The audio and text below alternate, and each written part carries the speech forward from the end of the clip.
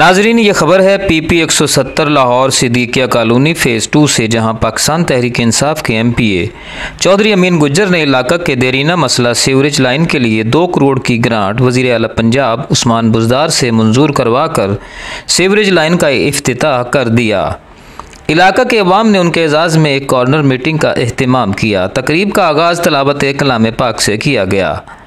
तकरीब से Chaudhry Qasim Gujjar, chief coordinator PP 170 और चौधरी अमीन गुज्जर ने खिताब किया।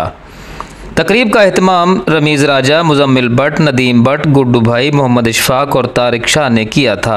आखिर में कासिम गुज्जर ने अल जज़ायर उर्दू से गुफ्तगू की। उन्होंने क्या कहा, आइए सुनते हैं।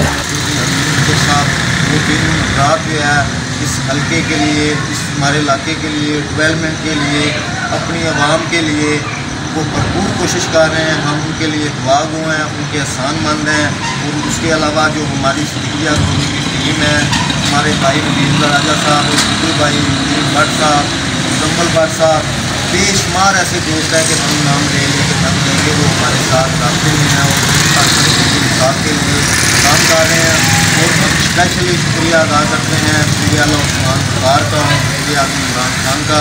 और हम चौधरी अमीन गुज्जर साहब की हदायत के मुताबिक इलाके की डेवलपमेंट के लिए हम अब तक तैयार हैं और इंशाल्लाह ऐसे ही काम जारी